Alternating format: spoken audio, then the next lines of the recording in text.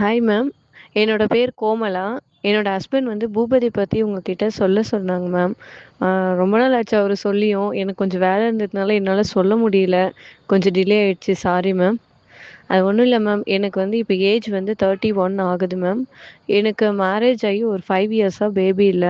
அதுக்காக நான் ரொம்பவே ட்ரீட்மெண்ட்லாம் போயிட்டேன். ஹாஸ்பிட்டல்லலாம் போயிட்டு ஐவிஎஃப் பண்ணேன். 2 டைம்ஸ் ஐவிஎஃப் பண்ணியும் ஃபெயிலியர் ஆயிடுச்சு. அதுக்கப்புறம் அக்குபஞ்சர் அந்த மாரி ஏகப்பட்டதா போய் செலவும் அதிகமா பண்ணிட்டேன். ஒரு 6 லேக்ஸ்க்கு மேல செலவாயிடுச்சு.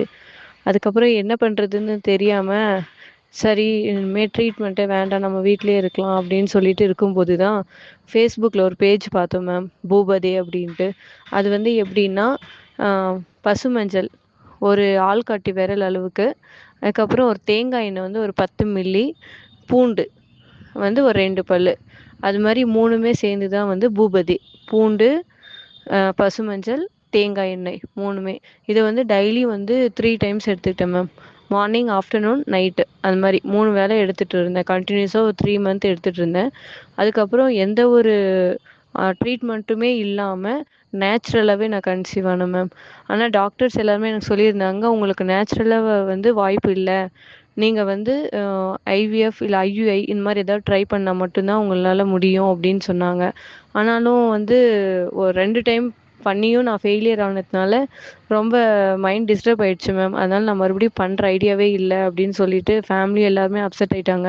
அதுக்கப்புறம் இந்த பூபதி எடுத்த அப்புறமா தான் வந்து நேச்சுரலா எதிர்பார்க்காம 6 மந்த்துக்குள்ள நேச்சுரலா நான் கன்சீவ் ஆயிட்டேன் மேம்.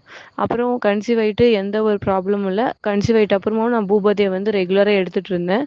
ஆனா என்னன்னா, அதுக்கு முன்னாடி 3 டைம்ஸ் எடுத்துட்டு இருந்தேன். கன்சீவ் ஆயிட்ட அப்புறம் டெய்லி 1 டைம் தான் மட்டும் தான் மேம் எடுத்துக்கிட்டேன். அதுக்கப்புறம் நார்மல் டெலிவரி தான் ஆச்சு.